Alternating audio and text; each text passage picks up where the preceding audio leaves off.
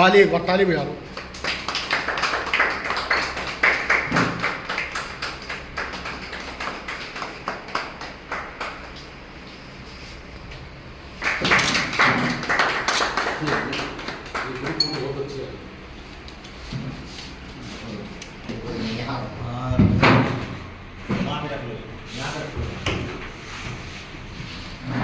के राष्ट्रीय अध्यक्ष हैं और तभी पत्रकार लोग आपको ज्यादा भली बात ही जानते हैं, तो आपसे शुरुआत करते हैं।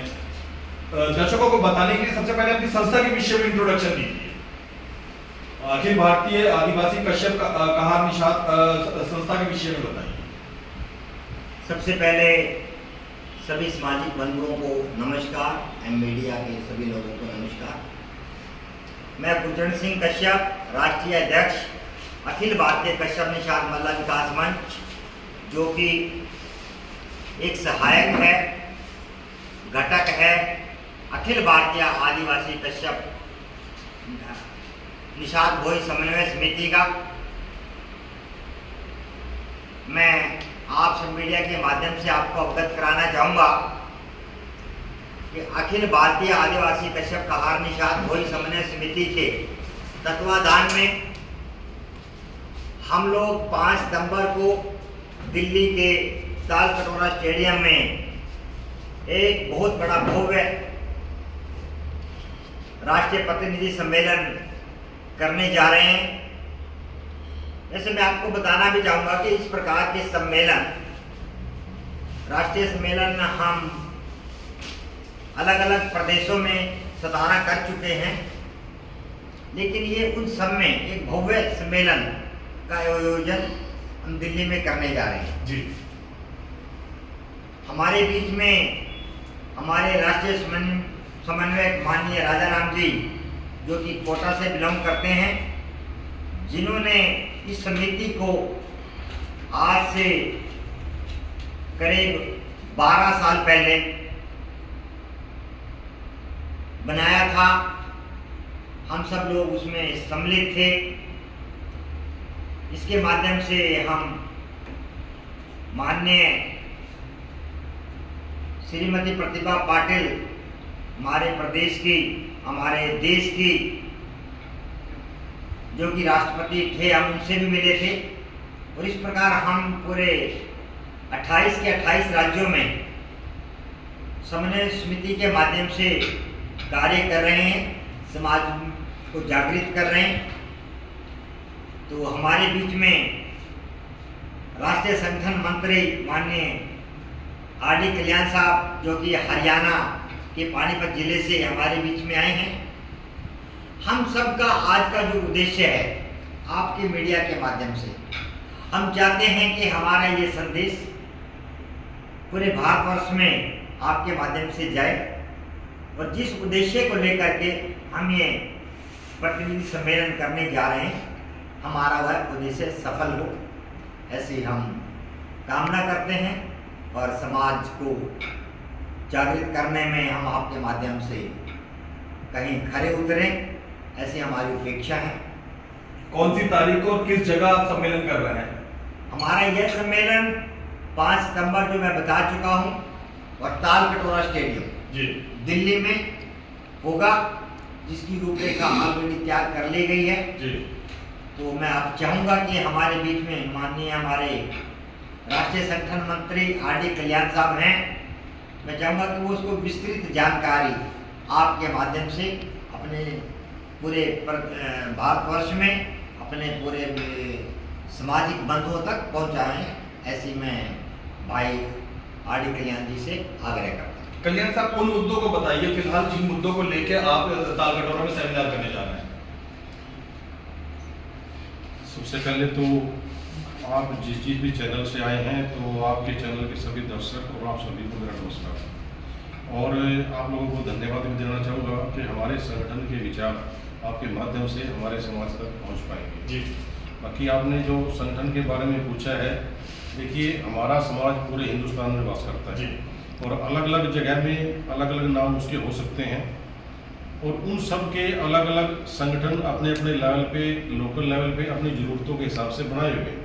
तो महाराज ये अखिल भारतीय कश्यप कहार निषाद भोई समन्वय समिति ये लगभग 151 संगठनों की एक समन्वय समिति है जो सभी का समन्वय करती है और सभी को एक प्लेटफॉर्म पे ला करके उनकी सभी के विचारों का विश्लेषण करके उनको एक प्लेटफॉर्म देती है ताकि उनकी जो समस्याएं हैं उनको सुना जा सके, उनको रेलाइज किया जा सके और प्रदेश स्तर पर और राष्ट्रीय स्तर पर जहाँ भी उनकी समस्याओं का समाधान हो सकता है वहाँ तक उस समस्या को पहुँचाया जा सके सरकार के सामने।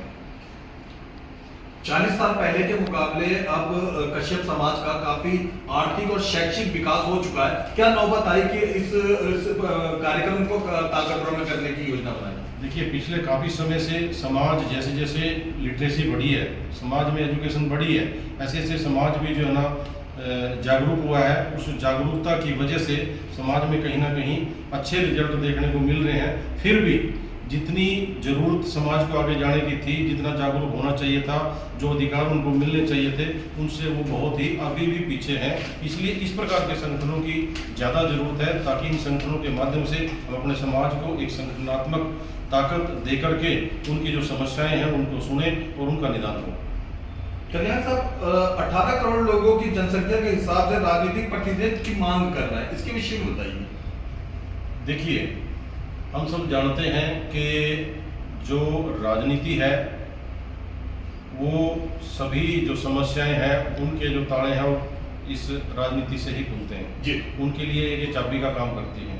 हमारे देश में पहले भी कई एक कमीशन आए, चाहे वो काका कालेलकर का हो, चाहे मंडल जी का हो, तो उन सब ने ये एनालाइज किया और अपनी रिपोर्ट में ये लिखा हुआ है कि जिस समाज की भागीदारी राजनीति में ज़्यादा होगी उस समाज की जो समस्याओं को सुलझाने में, उनको दूर करने में उतना ज़्यादा फायदा मिला और वो समाज जो है संपन्न हुए हैं। इसलिए हमारा जो समाज है, हमारा समाज अति पिछड़ी जाति में आता है। मंडल कमीशन जी ने भी जो रिपोर्ट अपनी दी थी उसमें जो 837 जो अति पिछड़ी जातियाँ हैं, उस अति पिछड़ी जाति में हम लोग आते हैं। सभी सरकारें कहती हैं, सभी पार्टियां कहती है कि जो हमारा जो मकसद है वो समाज के अंतिम व्यक्ति तक पहुंचने का है। तो वो अंतिम व्यक्ति कौन है? वो अंतिम व्यक्ति मेरा समाज है। तो इसलिए हम ये चाहते हैं कि सरकार हम तक पहुंचे और हमारे अधिकारों की रक्षा हो। तो हमारे अधिकारों की रक्षा कब होगी? जब हमारे प्रतिनिधि सरकार में, चाहे वो लोकसभा हो, चाहे विधानसभा हो और चाहे वो राज्यसभा हो, जब तक हमारे रिप्रेजेंटेटिव चुन करके वहाँ नहीं जाएंगे तो हमारे अधिकारों की रक्षा करेगा कौन? इसलिए हम चाहते हैं कि ज़्यादा से ज़्यादा जनसंख्या के अनुपात में हमारे समाज का प्रतिनिधित्व वहाँ पे होना चाहिए। राजाराम जी, आपकी एक मांग है कि विकास बोर्ड की स्थापना की है, कश्यप समाज के हेतु विकास बोर्ड या आयोग की, इसके विषय बताइए, इसकी क्या जरूरत पड़ रही है? एक्चुअली क्या है, जब भी सरकार विपत्ति में आती है जी, जैसे कोई आदमी मर गया जी, हमारे समाज को बुलाया जाता है कि आप ढूंढिए जी, वो उसमें से पानी में से निकाल के लाता है। It means he stand. दूसरा, केरल इत्यादि में जहाँ भी डिजास्टर होता है वहाँ पर हमारे लोगों को नाव से ही बुलाया जाता है और रेस्क्यू किया जाता है और वहाँ पे एनडीआरएफ की तरह ये लोग काम करते हैं। हमारा ये कहना, जब हम ट्रेंड हैं तो उस एनडीआरएफ में हमारे को क्यों नहीं रखा जाए?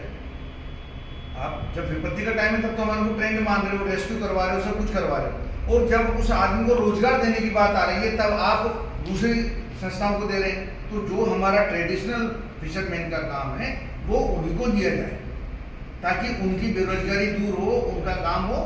कहीं पर आपको लगता है, जो हमने कमीशन के लिए कहा इसलिए कहा है कि अगर मान लो उसके स्किल्ड होने में कुछ कमी है तो आप अपने लेवल पर ट्रेनिंग रखें, उसको जो कुछ कमी है उसको स्किल्ड करें। राजाराम जी, अब 40 साल के बाद में बहुत सारे मछुआरे समाज ने तो लगभग काम परिवर्तन ही कर दिया, दूसरे व्यवसाय में और अच्छी तरक्की भी कर रहे हैं। कितनी प्रतिशत अभी भी पुराना काम ही कर रहे होंगे? साहब, इस 18 करोड़ में कम से कम भी नहीं तो 10 करोड़ आदमी, अच्छा, कोस्ट लैंड के अंदर, समुद्र के दोनों साइड, इनलैंड, तालाब, नदी वगैरह में ये जो 10 करोड़ आदमी हैं, ये आदमी काम करता है। और सरकार की नीतियों के कारण जो भी रही हो, इंटरनेशनल नेशनल में नहीं जानता, लेकिन 10 किलोमीटर तक ये लोग फिशिंग कर सकते हैं। उसके बाद अगर जाते हैं तो जो विदेशी संस्थाएं हैं वो उन पर गोलियां चलाती हैं, श्रीलंका वगैरह कहीं के भी।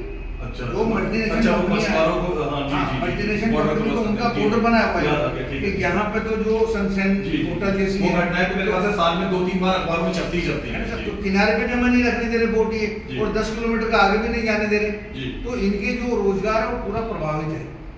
आज की तारीख में प्रधानमंत्री मत्स्य संपदा योजना में 20,500 करोड़ रुपए दिया, लेकिन उसको ऐसा कर दिया कि चलनी में पानी भल्ला न लाएगा न गैर करेगा। आप देखिए अब इस आदमी के पास में कौन सी जमीन है जिसपे ये पॉन्ड्स बनाने के लिए पैसा देंगे? पहले जमीन दो ना जी, तभी तो कुछ करेगा। जी। आप तो कह रहे हो अनाज ले आओ, मैं आपको सब्सिडी डबल पैसा दे दूंगा, जी। कैसे दे दोगे आप? अब तो नीलामी सिस्टम, नया सिस्टम आ गया, यही मेरा जिसे आपके समाज के लिए दूसरे समाज के लोग विजिट कर पाते हैं। हमारे साथ दूसरे समाज की क्या है, बिल्कुल मतलब ये मान लीजिए कि क्या पॉलिसी है, क्या है सरकार की, हमें समझ में नहीं आती है। लेकिन ये है कि जो आदमी वास्तव में ट्रेडिशनल था जी, उसको बेरोजगार नगर रोड पे लग गया। राजवीर कश्यप जी मौजूद है ना, रणजीत कश्यप जी मौजूद है ना, नहीं अभी राम मोहन जी मौजूद है ना। ठीक है, गुरचंद जी आप ही से बात करते हैं। राष्ट्रीय आपदा राहत और जीवन रक्षक दलों के गठन के बारे में आपने मांग कर रही है, सरकार से करेंगे जाके, इसके विषय में बताइए।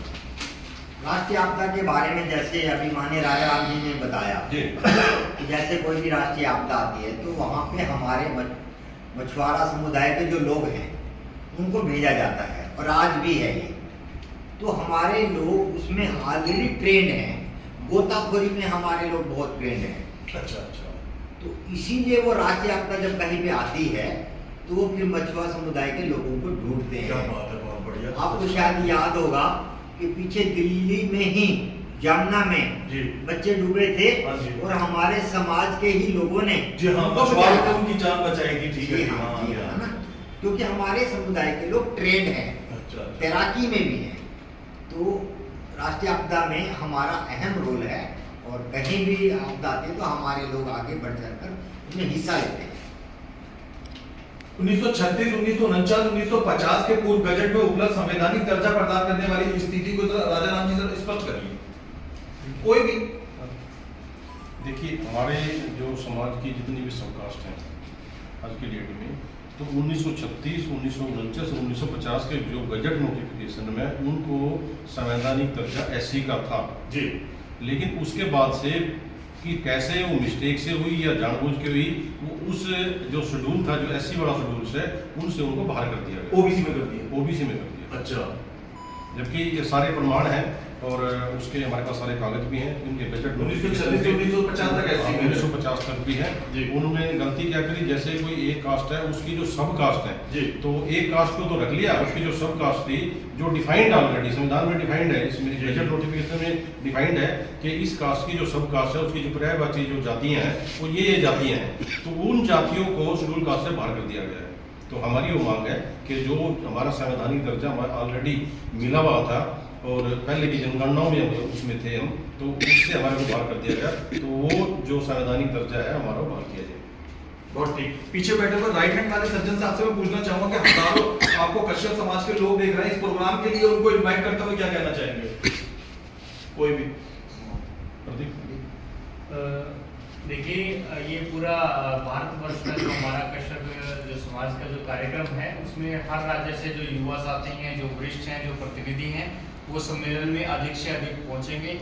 और इसलिए हम पूरे जो हमारे जो दर्शक हैं, जो हमारे समाज के लोग हैं, इस वीडियो को देख रहे हैं, तो कृपया ज़्यादा से ज़्यादा शेयर करें ताकि ज़्यादा से ज़्यादा ये जानकारी उन लोगों तक पहुँचे, ताकि वो ज़्यादा से ज़्यादा इस कार्यक्रम में दिल्ली प्रदेश में पहुँच सकें। नावेद जी, एक बात मैं और क्लियर करना चाहूँगा, जैसे अभी आपने आरक्षण के बारे में बात करी जी, मैं ये बड़ा क्लियरली कह रहा हूँ कि हमें कोई अलग से आरक्षण नहीं चाहिए जी, हमें जो ऑलरेडी नोटिफाइड किया हुआ है सब कास्टों को जी, 1936 में 1949 हाँ जी, हाँ में जी, हाँ जी, तो उन्हीं कास्ट के उसकी जो उपजातियां हैं उन्हीं के द्वारा नोटिफाइड को लिस्ट में लेकर के उनको उसका लाभ मिले, ऐसी हमारी सरकार से मांग है। मैं आपके माध्यम से ये बात क्लियर करना चाहूँगा और आपसे भी चाहूँगा कि आप इस बात को हाईलाइट करें कि हम अलग से कोई आरक्षण नहीं मांग रहे जी, हमारा जहाँ ऑलरेडी आरक्षण है उसकी जो जातियाँ हैं, सब कास्ट हैं, उनको उसी में नोटिफाइड कर दिया जाए। विभिन्न राज्यों में स्थिति अलग अलग है कश्यप समाज की, सभी जगह इसी के दर्जे की डिमांड है पूरे भारत में। यस, मैं आपको दिल्ली की ही बताना चाहूँगा। दिल्ली में हमारा समुदाय जी, मल्ला जी, अगर लिखता है तो ऐसी में आता है। अच्छा, अगर जीवार दीवार कश्यप कश्यप लिखते हैं तो वो ओके। ओबीसी में आ जाता है। हरियाणा में ओबीसी में है। अच्छा अगर 100 वोट मैं यहाँ दिल्ली में रह रहा हूँ, जी जी 50 साल अगर मुझे रहते हो जी। गए तो मैं आज यहाँ पे एससी की सुविधा ले सकता हूँ। जी अगर मेरा सगा भाई जी। हरियाणा में रह रहा है जी तो उसको वहाँ पे ओबीसी की कैटेगरी में रखा गया है। ओहो। तो ये एक बहुत बड़ी विडंबना है। एक ही परिवार के दो भाइयों को संपूर्ण रूप से सहायता नहीं मिल पा रही है। जी हाँ, जो उसकी मिलना चाहिए था वो उसको लाभ नहीं ले पा रहा है। तो मेरा आप सभी के माध्यम से ये कहना है कि सरकार से आप सबके माध्यम से संदेश जाना चाहिए कि इस विविधता को खत्म करें और हमारी जो सब जातियाँ हैं, उत्कर्ष हैं, उनको जो ऑलरेडी आरक्षित हैं उसी को उसमें सम्मिलित करके हम सबको उसका लाभ दे, ऐसी हमारी मांग है। अंतिम क्वेश्चन की तरफ आ रहा हूँ, कितने संगठन आ रहे हैं और कहाँ राज्यों से लोग इस कार्यक्रम में आने की उम्मीद है ताकत हो रहा है? जैसे मैंने आपको बताया है कि हमारी समन्वय समिति पूरे के पूरे 28 राज्य और 7 केंद्र शासित प्रदेशों में कार्यरत है। हमारा पूरा प्रयास है कि हमारे सभी प्रदेशों से लोग यहाँ पे आएंगे। 151 संगठनों के अध्यक्ष 151 संगठनों से भी अब तो ज्यादा हो चुके हैं अभी, गुड गुड जो हमारे रिकॉर्ड में अभी वो इससे भी ज्यादा हो चुके हैं। सभी के अध्यक्ष उपाध्यक्षों के महामंत्रियों को हमारी तरफ से निमंत्रण जाएंगे और हमारा उनसे आग्रह है कि वो जो भी आपके मीडिया के माध्यम से ये न्यूज़ पढ़ें देखें तो सब लोग यहाँ पर आए और आकर के इसमें सहभागी बने। तो मैं ऐसा आपके माध्यम से एक बार सभी अपने सामाजिक बंधुओं से हाथ जोड़ करके अपील करता हूँ कि वो सभी इस पुण्य कार्य में आकर के अपनी सेवाएं दर्ज करें। और मुझे उम्मीद है कि कम से कम नहीं तो 25 प्रदेशों के लोग जो कि ऑलरेडी हमारे पहले प्रतिनिधि सम्मेलन में आ चुके हैं और इसमें भी वो जरूर आएंगे, ऐसा मेरा सुनाव से आग्रह है। विनोद जी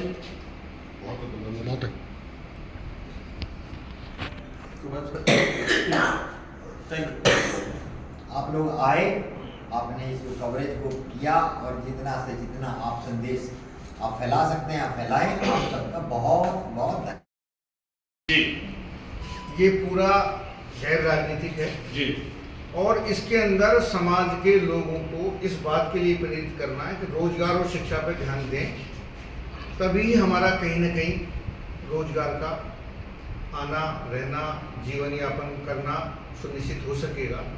हम कहीं भी किसी भी रूप में सरकार के खिलाफ फेवर में कोई बात नहीं, क्योंकि हम गैर राजनीतिक है, ना हमारे लिए कोई फेवर है ना किसी के प्रति हमारी नफरत है।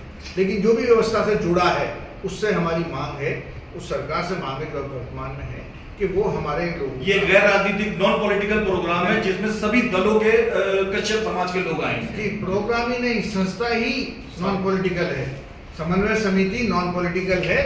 हमारे समाज के लोग, राजनेता भी आएंगे, दूसरे भी आएंगे, मजदूर भी आएगा, ठेले वाला भी आएगा, कृषक भी आएगा और बिजनेसमैन भी आएगा।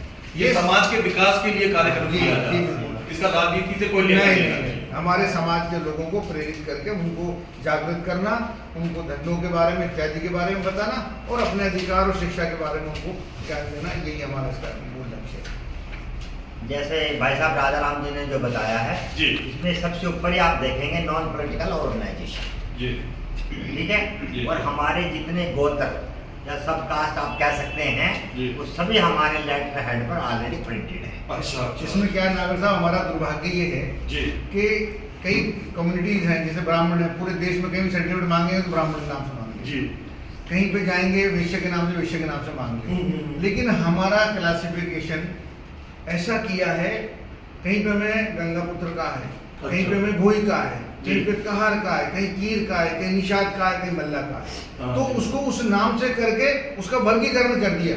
जबकि महाराष्ट्र के समुद्र के किनारे रहने वाले लोग अलग नेम लगाते हैं, केरल में रहने समुद्र के वाले अलग नाम लगाते हैं।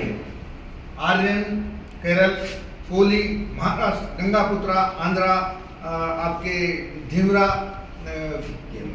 केरला, महाराष्ट्र में, और इधर आप गुजरात में आ जाइए, वो ये धीवर है, यहाँ पे झीवर है, हरियाणा में झीवर है, और आप इधर जम्मू में चले जाएंगे तो वहाँ पे भी झीवर है, उत्तर प्रदेश में हाँ डोगरा तो फिर कंप्लीट। ये सभी लोग हमारे अलग अलग करने के कारण जो हमारी एक स्थिति है, कहीं पे हमें रिजर्वेशन मिल गया, कहीं नहीं मिला, कहीं जाति प्रमाण पत्र मिल रहा, कहीं नहीं मिल रहा।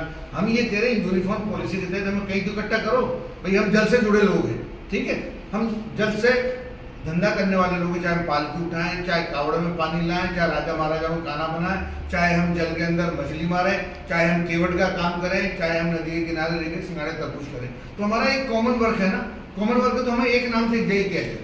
अच्छा हमारा ये कहना है। पॉलिटिकली क्या करें, हमारी जाति जनगणना की जाए। अरे तो हम तो पहले से कह रहे, हम तो एक ही जात है, उसको वर्गीकृत कर दिया आपने, तो उसे एक करने की आवश्यकता है।